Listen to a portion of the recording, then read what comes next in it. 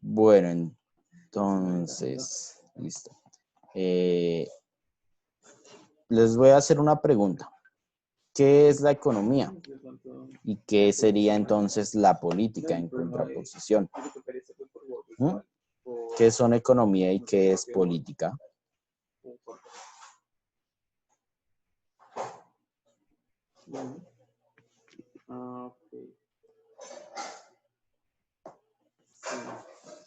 ¿No? La economía es como es como el estudio hacia los recursos y la cantidad de dinero que tiene como un país. Sí, pero les pregunto, ¿la economía entonces limita su análisis a la economía de países?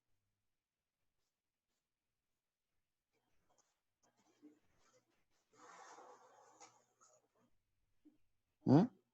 Por ejemplo, cuando ustedes compran algo, ¿no están ejerciendo una actividad económica? Sí. Sí.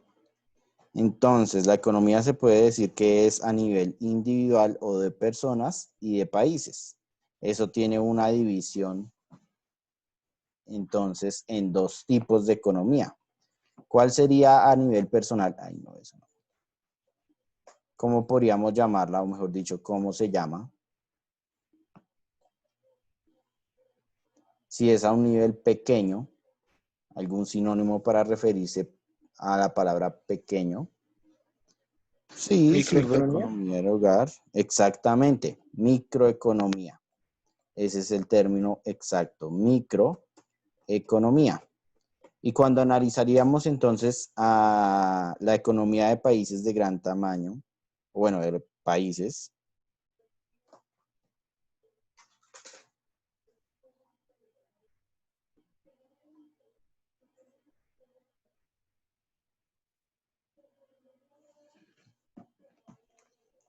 si la de personas es micro, analizar la economía de países, entonces, ¿cómo se dirá?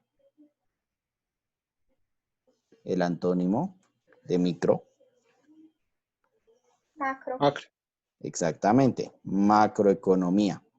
Estas es las dos formas de análisis en que podemos dividir las ciencias económicas. Micro y macroeconomía. ¿Listo? Y política, les pregunto, ¿es una ciencia o una práctica? ¿O las dos?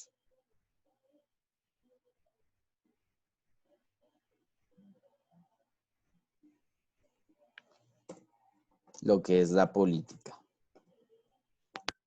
¿Ciencia o práctica?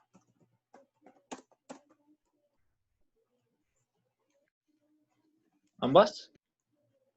Ambas, exactamente. Son ambas cosas. ¿Por qué?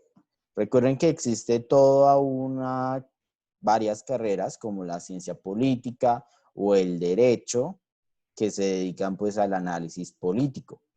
Pero pues no solo hay análisis político, sino que también se ejerce una práctica política, es decir, lo que es la votación, lo que es ocupar cargos de gobierno. Todo eso es práctica política, no es ciencia. ¿Por qué?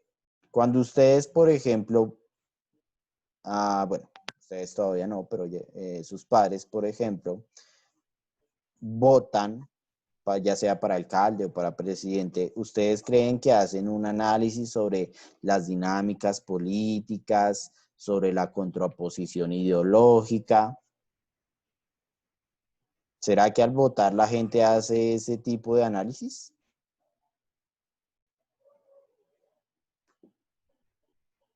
Muy pocos. Exactamente. Hay algunas personas que sí, pero la mayoría no. Y bueno, se supone que un buen ejercicio político y democrático es saber lo que cada postulante propone y no guiarse por ideologías o por sesgos históricos. Es decir, no votar porque siempre han gobernado esos o porque alguien no, pues, comienza con U y termina con Uribe. Dice que voten por una persona. Pero bueno, la gente hace eso en este país, pues, ¿qué se le va a hacer? ¿Listo?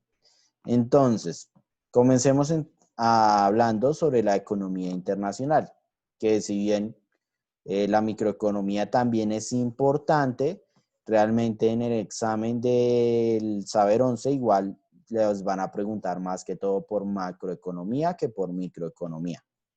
Entonces, pues, el enfoque principal debe ser la macroeconomía. ¿Listo?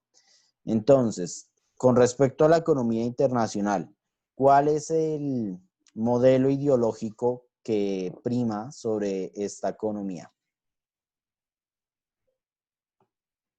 Capitalismo. El capitalismo, exactamente. ¿Y qué será el capitalismo?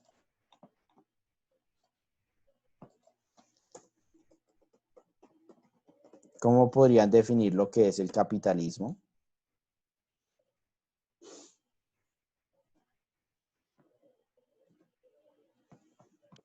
Un sistema económico y político. Exactamente. Es un sistema económico y político que tiene una posición jerárquica, es decir, que tiene una estructura piramidal. ¿Y quiénes están aquí arriba? En la punta de la pirámide, ¿quiénes estarán dentro del sistema capitalista?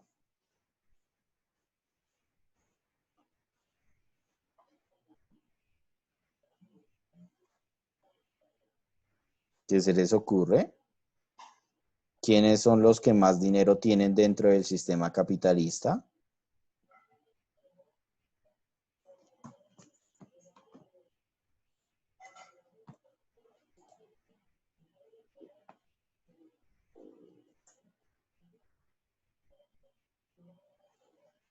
Bueno, más o menos eso. Sí, dentro del sistema capitalista, pues los que más ingresos económicos tienen serían los que ocuparían acá esta posición. Bueno, eso es dentro del sistema capitalista de gobierno. Es decir, hay dos maneras de verlo, política y económicamente. Políticamente, aquí estarían pues todas las estructuras de gobierno, el presidente y cualquier otro. Pero económicamente, ¿cómo se llaman esas empresas que tienen sedes en varios países por todo el mundo, que se ubican en diferentes zonas y que pues exactamente, aquí económicamente se encuentran las multinacionales y pues que en algunos países tienen más poder que los mismos gobiernos, porque solicitan cosas como monopolizar las semillas para la siembra. Eso pasó aquí en Colombia con el TLC. Una empresa quiso que las semillas solo pudieran ser sembradas ¿con qué? Con esas que no generan siembra, es decir, esas semillas infértiles para que los campesinos compraran más y más semillas y pues sería un negocio redondo para ellos. Pero bueno, para entender el capitalismo, entonces hay que entender algo más individual y colectivo al mismo tiempo, que es el consumismo. ¿Qué será el consumismo? Que es parte integral del capitalismo. ¿Qué se les ocurre con la palabra consumismo? ¿A qué se referirá?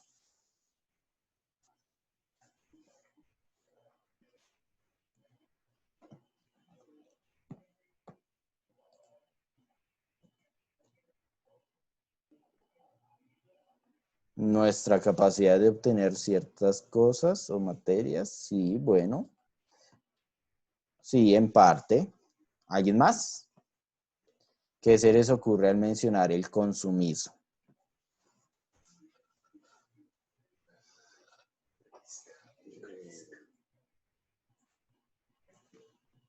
Chicos, chicas, ¿alguna idea? Recuerden que si no saben, está bien decir que no, pero pues por lo menos díganme algo porque si no me quedo esperando. ¿Alguna idea de lo que será el consumismo? No, señor. ¿No? Bueno, en términos sencillos, el consumismo es esta ¿cómo decirlo? Este impulso a tener más. Esta idea de que, bueno, salió el celular iPhone 11, digamos, no sé ni siquiera en qué iPhone están ya. Y yo tengo el iPhone 10 que salió hace solo unos años. Y el consumismo propone entonces, para renovar, para hacer tendencia, para estar de moda, ¿qué tiene que hacer la persona? ¿Mm? Si el iPhone 10 es el de antigua generación y ya está en el iPhone 11, ¿qué tendría que hacer la persona para seguir la tendencia? ¿Sigue con el iPhone 10 o compra el iPhone 11? Compra el 11. Exactamente, y eso es lo que propone el consumismo, una estructura social donde se renueve constantemente los productos que adquirimos. Es por eso, pues, que en comparación a los celulares de antes, pues los de hoy en día no duran mucho, comienzan a degenerarse de una manera mucho más rápida. Es, por ejemplo, ese chiste conocido sobre los Nokia, ¿no? Los Nokia, ¿sí saben cuáles son esos celulares? El del meme. Sí, las panelitas. Exactamente, esas cositas súper, bueno, no eran tan grandes, de hecho, pues, los de hoy en día son un poco más grandes que los Nokia. Y son exactamente, son conocidos principalmente su capacidad de resistencia y la batería. ¿Por qué? Pues porque eso casi nunca se acababa y si caía igual no le iba a pasar nada. Pero, claro está, pues tenía muchas limitaciones tecnológicas. Por ejemplo, solo eran para llamar. Y pues alguno que otra tenía Tetris o el juego de la serpiente, que pues mataba demasiado el tiempo con eso. Pero bueno, ¿por qué entonces es importante comprender el consumismo?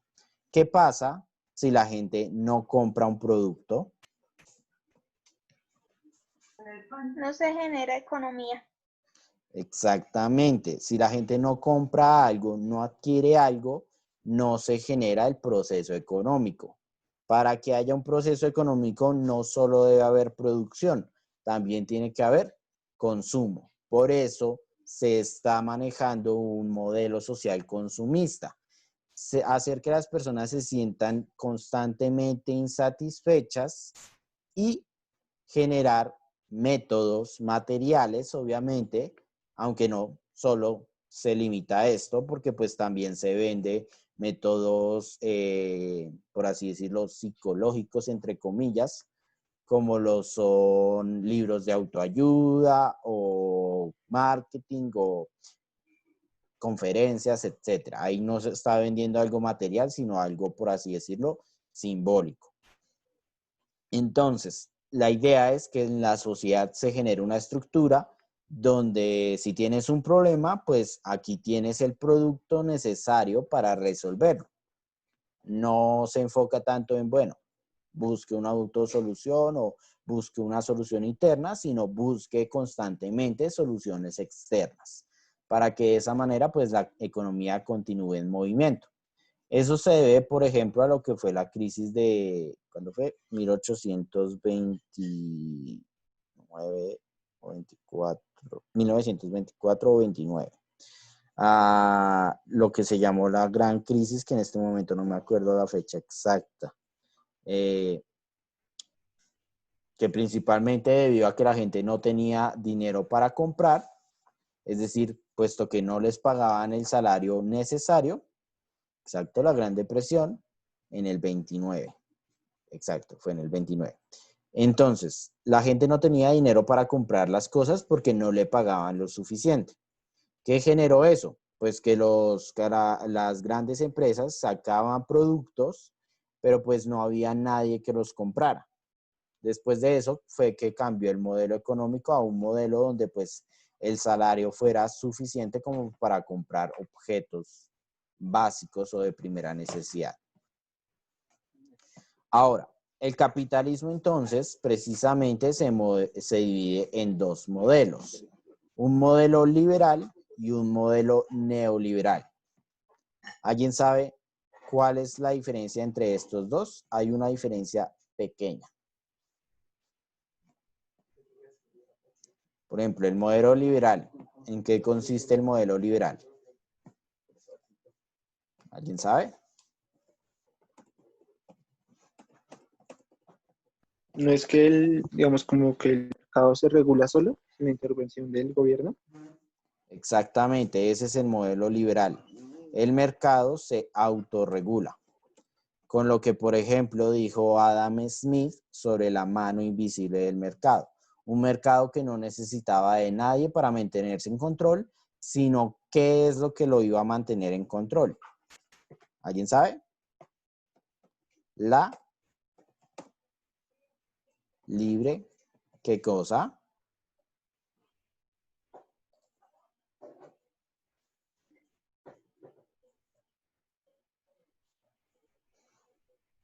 Bueno, el keynesianismo pues propone un modelo similar, solo que con mayor intervención estatal.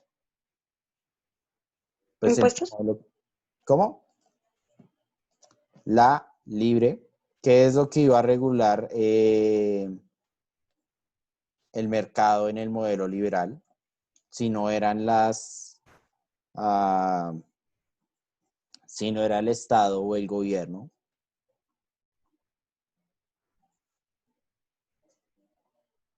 Las mismas que. ¿Quiénes son los sujetos principales en el mercado?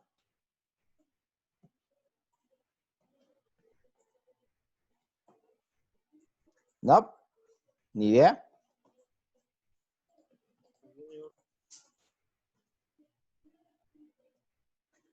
Exacto, los productores. Lo que iba a regular en el modelo liberal el mercado sería la libre competencia entre las empresas, entre las industrias.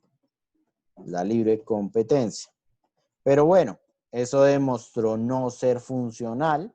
Las empresas pues hacían lo que querían, evadían impuestos, pagaban salarios injustos, lo que terminó demostrando que el mercado es incapaz de autorregularse en su totalidad. No se puede dejar completamente libres a las empresas porque pues ya motivos egoístas e individuales de sus dueños hacen que realmente no se genere una economía estable. ¿Listo? Y para eso surge el modelo neoliberal que tiene, como Nelson dice, o bueno, preguntó, tiene sus bases en el modelo keynesiano como respuesta ante las fallas del modelo liberal. ¿En qué consistirá el modelo neoliberal? ¿Quién sabe? ¿Alguna idea?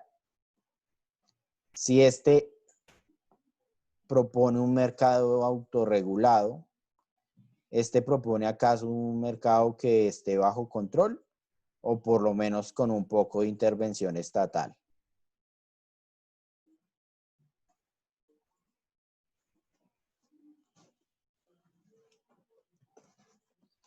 ¿Qué me dicen?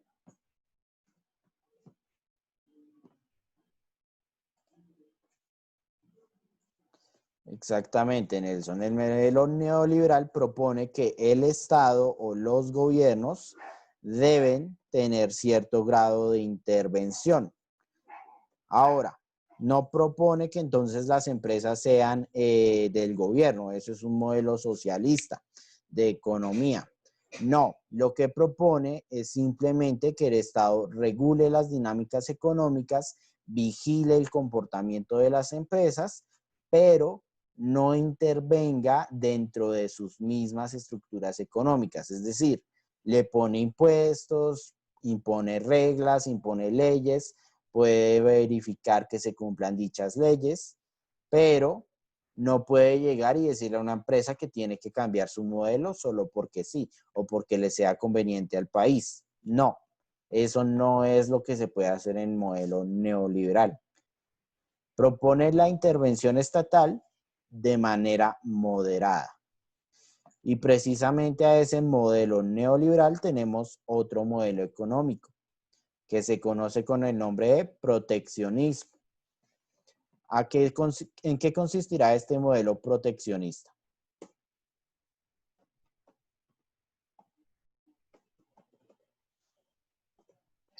Que se protege las empresas nacionales, ¿no? Por encima de las países. Exactamente. El modelo proteccionista propone una economía fundamentada en lo nacional. Tanto la modelo liberal y neoliberal proponen una economía de carácter globalizado, pero el modelo proteccionista fundamenta su economía a nivel nacional. Por ejemplo, ¿se les ocurre alguna política que podría ser de carácter proteccionista?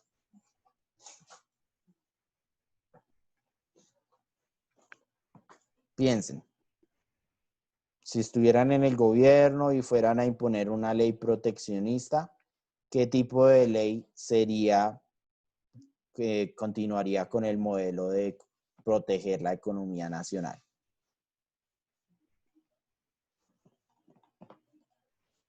Dejar la importación. ¿Prohibir la importación de productos que se hagan acá?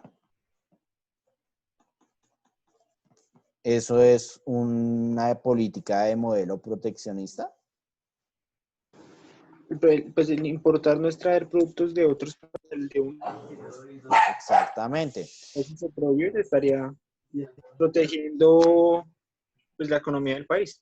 Exactamente. Ese es un ejemplo de una economía proteccionista. Otro ejemplo, por ejemplo, bueno, valga la redundancia. Otro ejemplo sería poner más impuestos o impuestos de mayor cantidad a las empresas extranjeras.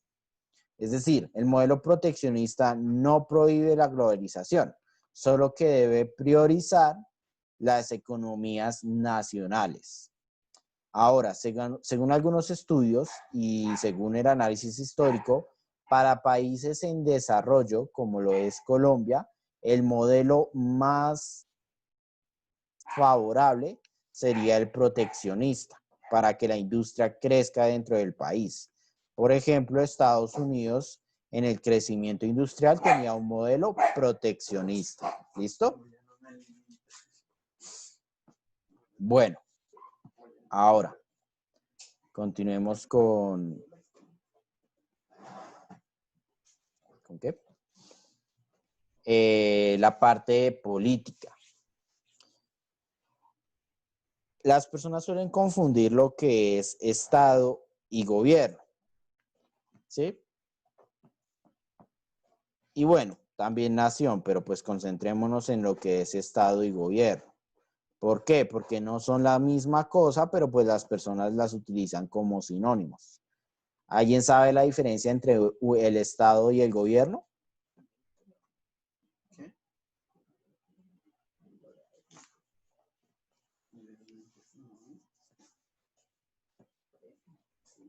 Chicos, chicas. No recuerdo, profe. Bueno, entonces, es sencilla. El gobierno hace referencia solo a la estructura de poder, o bueno, a la estructura de gobierno, valga la redundancia nuevamente. Es decir, el gobierno hace referencia solo a lo que es la rama judicial, ejecutiva y jurídica. Solo se concentra exactamente. El gobierno es la estructura política de un país y el Estado incluye no solo a la política, sino a toda la población. Esa es la diferencia entre estos dos. Gobierno es lo político solamente y la población, el Estado incluye absolutamente todos los rasgos de la población, no solo política, también rasgos sociales y culturales. Esa es la diferencia fundamental entre estos dos términos. Que como les digo, pues la gente considera sinónimos, pero bueno, no son sinónimos. Y bueno, en el caso del gobierno colombiano, está fundamentado sobre el modelo de democracia, ¿verdad? Entonces, ¿qué es la democracia?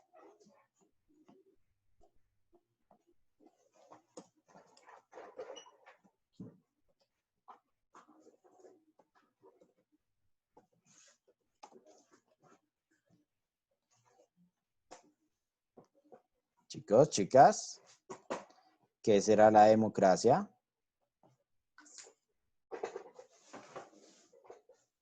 Como un modelo político donde el pueblo tiene una participación activa. Sí, así podríamos decir que es la democracia. Libre participación y reconocimiento del ciudadano también es una parte de la democracia. Bueno, la palabra democracia tiene su origen en dos palabras griegas. Demos, que significa gobierno, demos, que significa pueblo, y kras, bueno, esta es como que kratos, que significa autoridad o poder. Lo que uniendo ambas palabras significa el gobierno, o bueno, el poder del pueblo. ¿Eso qué quiere decir? Que son es que se me fue la palabra. Eso quiere decir que la democracia propone un sistema político donde el poder o la autoridad provenga del mismo pueblo. ¿Listo? Ese es el modelo de democracia.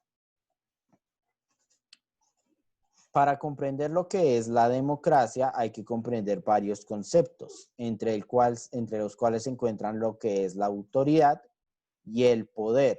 Son cosas diferentes. ¿Alguien sabe cuál es la diferencia entre uno y otro? Por ejemplo, la policía tiene autoridad y de vez en cuando tiene poder. Pero, por ejemplo, el poder lo tiene el presidente.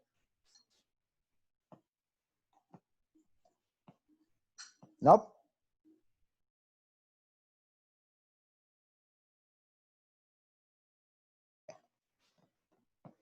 Entonces, la autoridad es esa capacidad, o mejor dicho, esa disposición de otras personas a respetar o a cumplir con lo que le dice alguien. Eso es tener autoridad, que otras personas estén en disposición de hacer lo que ustedes solicitan. Más o menos, pero pues ambas son más que todo formas de poder.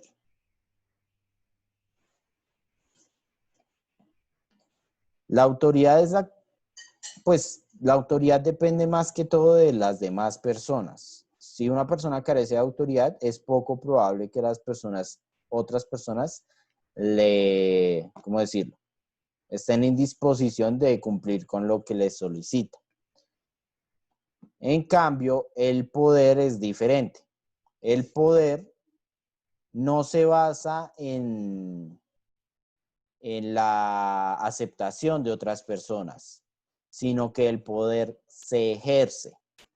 Un ejemplo de esto es, por ejemplo, un presidente tiene autoridad, pero un dictador carece de autoridad y solo posee poder. ¿Esto qué quiere decir? El poder es muy sencillo. El poder es la capacidad de un individuo de imponer su voluntad. Eso es poder. La capacidad que tiene alguien o un grupo de personas o una institución de imponer su voluntad sobre las de los demás. Eso es poder. Simple y sencillamente es imponerse sobre otros. Entonces, ¿cuál es la diferencia? Autoridad necesita y requiere el consentimiento de otros y pues el poder, si bien puede tener consentimiento de otras personas, no lo requiere. El poder básicamente depende de sí mismo nada más. ¿Listo?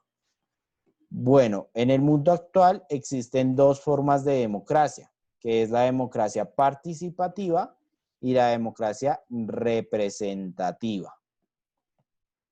¿Alguien sabe cuál es el modelo que sigue Colombia?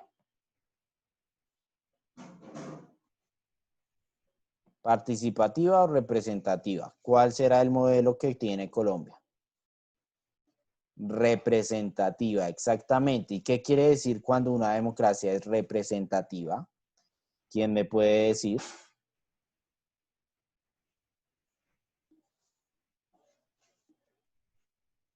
¿Qué es lo que ocurre en Colombia? Las personas votan por alguien que los represente. ¿Y esto qué significa?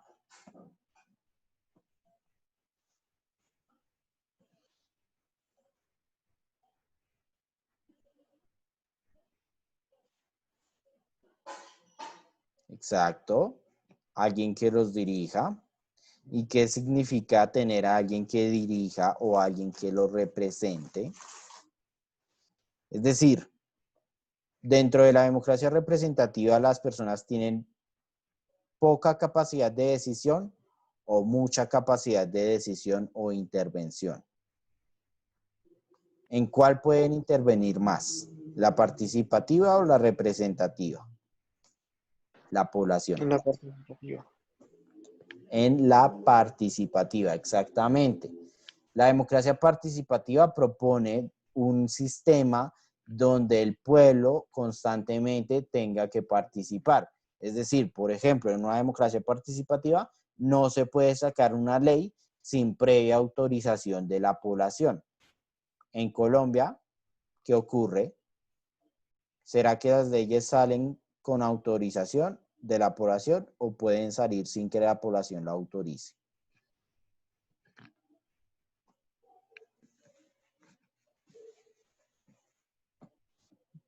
¿Qué será? ¿Qué ocurre en Colombia? O por ejemplo, cuando se está proponiendo una nueva ley y va a salir una nueva ley, ¿será que el sistema de gobierno tiene que consultar a cada instante a la población o puede hacerlo sin consultarla? Exactamente, pueden hacerlo aún si la población lo desconoce o sin consulta.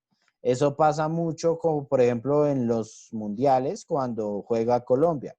Curiosamente, el Senado o el Congreso siempre tienen sesión esos días y siempre sacan una nueva ley. Curiosamente, no es que sea a propósito, es pura coincidencia. Pero bueno, hay diferentes formas del ejercicio político, no solo se limita a democracia. Un ejemplo de esas otras formas es el autoritarismo o las dictaduras. Es decir, el enfoque del autoritarismo y las dictaduras, ¿cuál es? ¿Cómo se mantiene el poder? ¿Democráticamente o a través de la fuerza?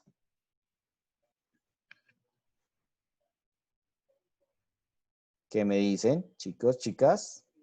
¿Una dictadura cómo mantiene el poder?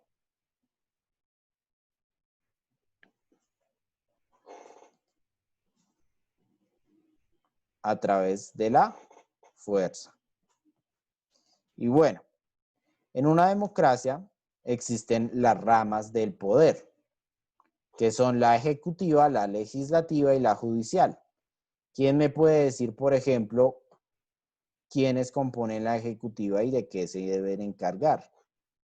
¿O cuál es la función de la rama ejecutiva? ¿Quién me puede decir? ¿En la ejecutiva no está el presidente? Exactamente, en la ejecutiva está el presidente. ¿Y eso qué significa? ¿Cuál es la función de esa rama? ¿Qué es lo que hace el presidente en el país? ¿Administrar? Exactamente, esa es la función de la rama ejecutiva, administrar o dirigir la nación. ¿Listo? Por el otro lado tenemos la rama legislativa que está compuesta por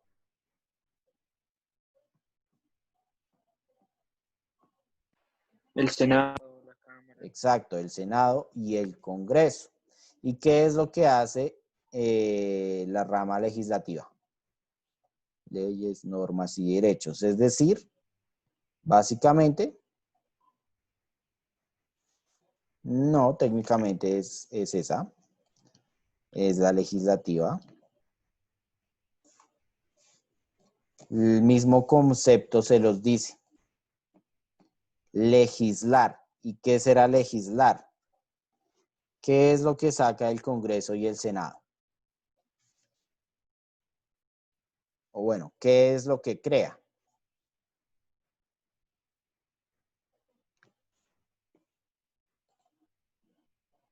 leyes o normas, exactamente.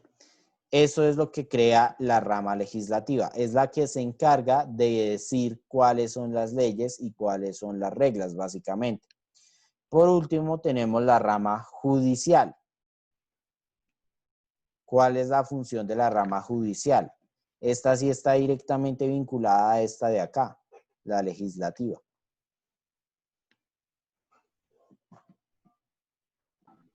Como que aplicar sanciones a quienes no cumplan esas leyes.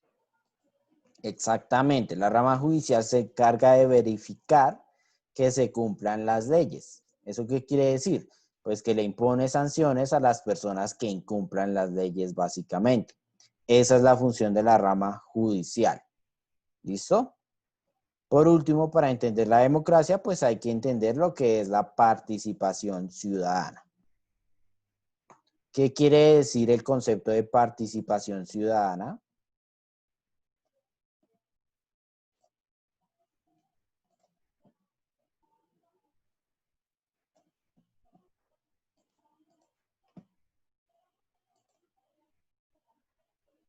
Exactamente, Wendy. Una forma de participación ciudadana son los votos.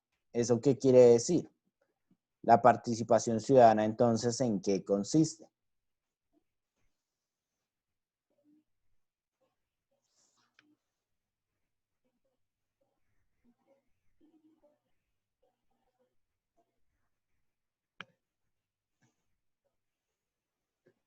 ¿No?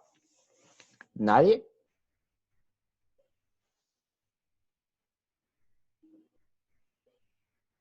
Una definición somera de lo que es participación ciudadana. ¿No se les ocurre qué puede hacer? Que la población intervenga como, no sé, como en las en algunas decisiones del país. Básicamente es eso. La participación ciudadana es que la población tenga poder de injerencia o que pueda intervenir, ya sea mucho o poco. No hace mucha, pues simplemente indica qué tan participativa es una democracia. Cuando, cuando la población puede intervenir constantemente, pues es una democracia participativa.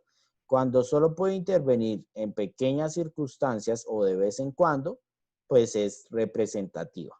¿Listo? ¿Por qué es vital la participación ciudadana? ¿Para qué servirá? Si es que sirve para algo.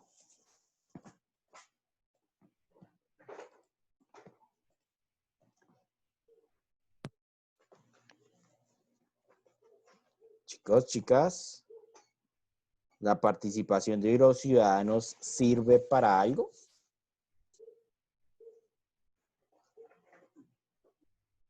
Sí. ¿Para qué sirve?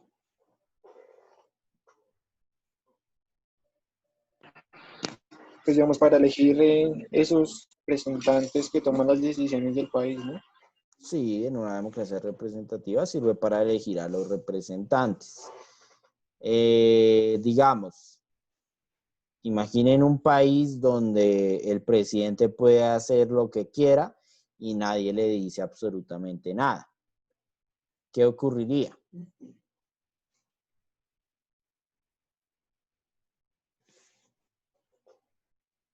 ¿El presidente será que respetaría las figuras del poder y mantendría un estado democrático?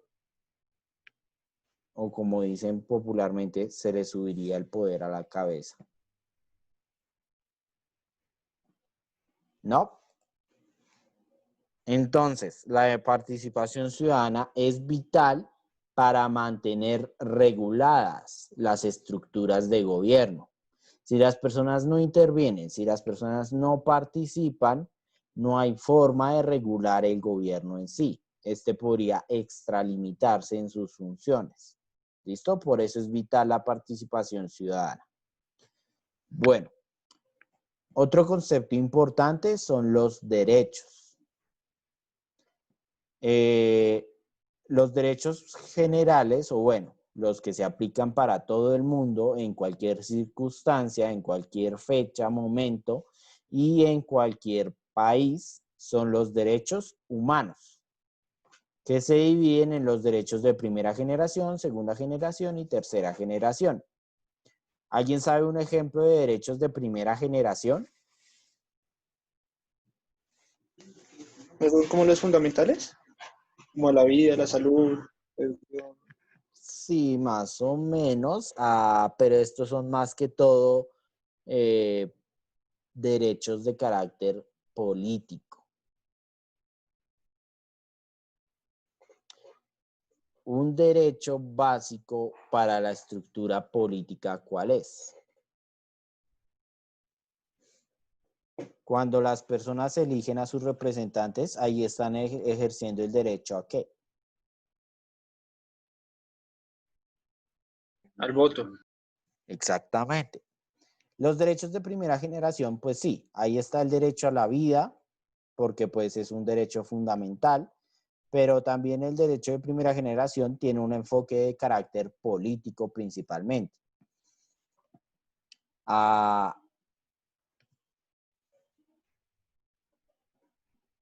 Bueno, lo que pasa es que los de primera generación se les llama así más que todo porque son los primeros que nacen. ¿Qué ocurre? Pues cuando se crean los derechos del hombre y del ciudadano durante la Revolución Francesa, se argumenta pues derechos básicos como son el de la vida y el de la salud.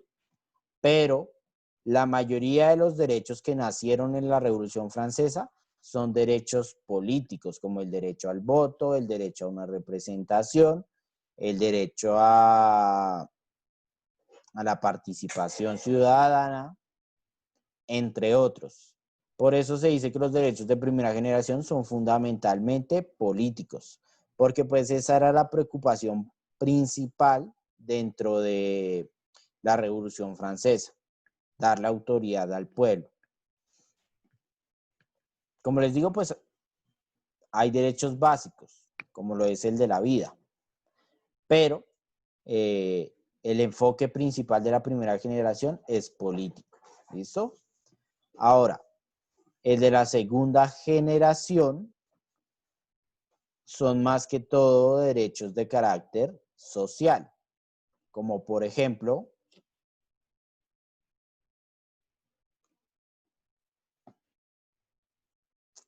¿algún ejemplo de derecho de segunda generación?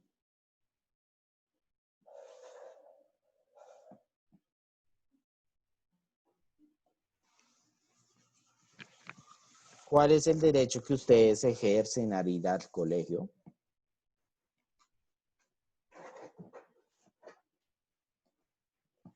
¿Mm? ¿Qué derecho están ejerciendo en este momento? Al La educación. estudio, a la educación, exactamente. Estos derechos de segunda generación son derechos que debe tener todas las personas en su conjunto y son principalmente para garantizar estructuras sociales, como la educación. Aquí también entra, por ejemplo, el derecho a la salud o el derecho al trabajo, incluyendo también el derecho a un salario justo. ¿Por qué? Porque estos derechos de segunda generación nacen a partir de las luchas de la población obrera, es decir, de los trabajadores. A diferencia de los de la primera generación que nacen de los derechos políticos, por la lucha de los derechos políticos, los de segunda generación nacen a partir de la lucha por los derechos laborales. Es por eso que estos son más que de todo de carácter social, incluyendo también pues cosas como la educación y la salud, porque era una preocupación para la clase laboral en esa etapa. Y bueno, los de tercera generación, que son los que se están debatiendo actualmente y son llamados como los derechos pues generales o para toda la población en general, son por ejemplo, y bueno, esta es la más complicada porque todavía está en debate de cómo lograr estos derechos. Pero, por ejemplo, un derecho de tercera generación es el derecho a la paz, el derecho a un medio ambiente sano. Entonces, como verán anteriormente, los otros dos derechos se limitaban mucho a las estructuras de cada país. En cambio, los derechos de tercera generación tienen un enfoque más que todo global. Es decir, si se garantiza, por ejemplo, un medio ambiente sano y una paz, y bueno, el ejercicio de la paz, ¿beneficiaría solo a ese país o beneficiaría a todo el mundo?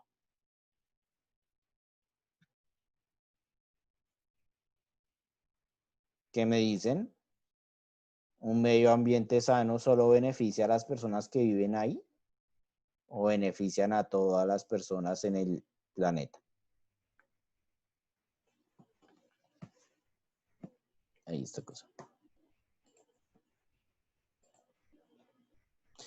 Exactamente, beneficia a una población global o por lo menos no limitada tanto a los países. Es por eso pues que estos de tercera generación tienen un carácter más que todo global. Y bueno, si bien hay más derechos, también encontramos lo que es el derecho internacional humanitario, lo que es los derechos básicamente que se aplican durante una situación de conflicto, es decir, una guerra. Por ejemplo, ¿alguno conoce un derecho internacional humanitario? Un ejemplo de derecho internacional humanitario son zonas que no se pueden atacar durante un conflicto. ¿Qué zonas no se puede atacar durante un conflicto? ¿Quién sabe? Los hospitales, las iglesias. Exactamente. Eso está contemplado en el derecho internacional humanitario. Todos los derechos que limiten las circunstancias de conflicto. Un ejemplo de eso es que no se pueden atacar hospitales, iglesias, cementerios, escuelas. Pero bueno, pues vulnerar derechos no es difícil, solo hay que hacerlo. Y ya. Por eso, pues, usualmente durante el conflicto siempre se vulneran derechos humanitarios que después son retomados. ¿Listo? Bueno, para culminar, vamos a hablar de problemáticas que existen en el mundo. Para comprender esas problemáticas hay que comprender estos tres conceptos: estereotipos, aquí está mal escrito, prejuicios y discriminación.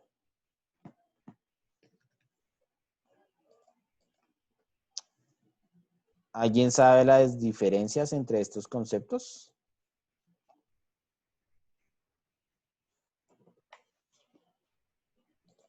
No, señor. No. Bueno, entonces, comencemos con el primero. Un estereotipo. ¿Qué será un estereotipo? Constantemente estamos invadidos de estereotipos. ¿Se les ocurre algún ejemplo? Por ejemplo, un estereotipo es, a ver, el color blue, bueno, el color azul, ¿para quién es? ¿Hombres o mujeres?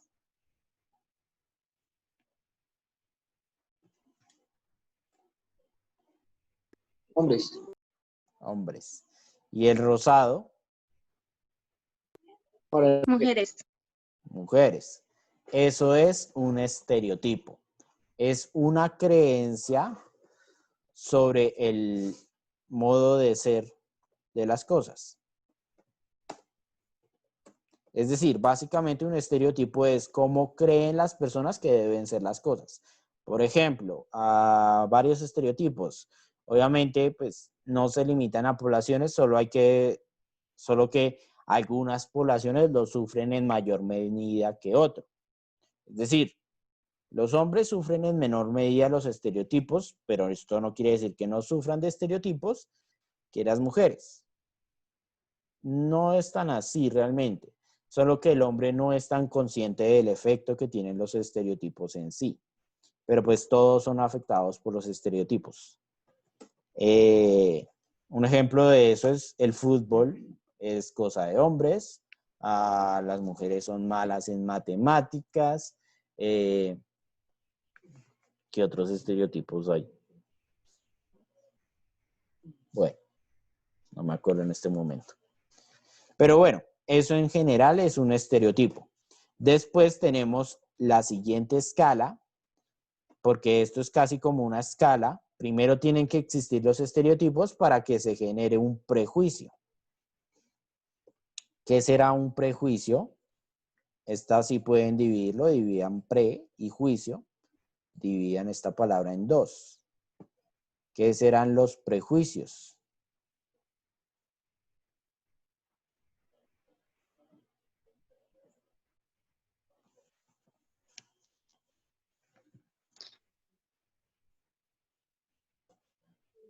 Cuando se juzga a una persona antes de conocerla. Exactamente, eso es un prejuicio. Juzgar una persona sin conocerla. ¿Y cómo se juzga a una persona sin conocerla? Juzgándola. Sí, pero ¿en qué nos basamos para hacer esos juicios? Si yo ¿En les... estereotipos? ¿Cómo? ¿En estereotipos? Exactamente. Para hacer un prejuicio, las personas se basan en estereotipos. Por eso les dije que funcionan como una escala. Para que haya un prejuicio, primero tiene que existir un estereotipo. ¿Listo?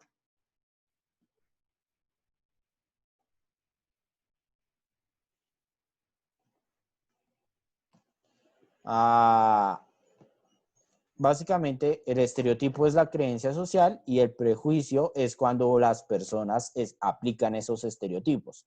Por ejemplo, pasa mucho, por ejemplo, si hay un hombre estudiando enfermería. ¿Qué van a decir algunas personas basados en sus estereotipos? ¿Cómo lo van a juzgar? ¿Qué van a decir que es ese hombre si estudia enfermería?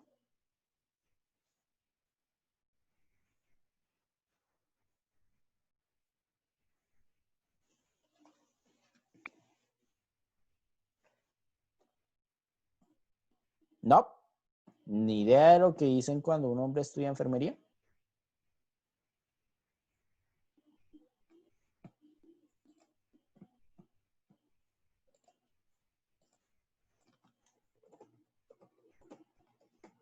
Bueno, es sencillo. Puede que no lo sepan ustedes, pero usualmente ocurre. Cuando un hombre estudia enfermería o todas esas carreras que implica cuidado o atención, exactamente, Daniel, le van a decir porque supuestamente el estereotipo es que los que tienen que cuidar y brindar atención son las mujeres, entonces si hay un hombre en eso, pues las personas, algunas personas, no todas, van a decir que esa persona es gay. Y eso nos da lugar a la siguiente forma y es la más grave de todas, la discriminación, que se hace a partir del estereotipo y con el prejuicio. ¿Qué es la discriminación? ¿Qué se les ocurre que puede hacer?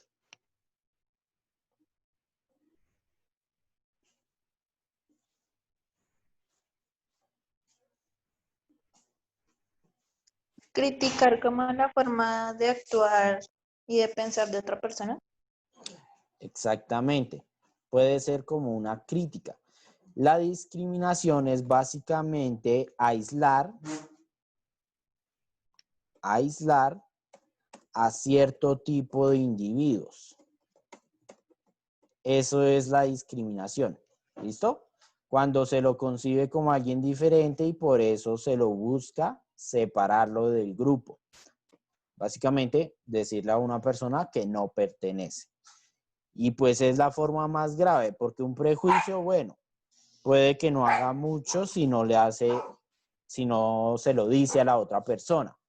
Es decir, la persona que es prejuiciosa, pues seguirá con sus prejuicios, pero mientras no le haga nada a otra persona, pues no hace un efecto grave. La discriminación, en cambio, ya es directamente vulnerar al otro.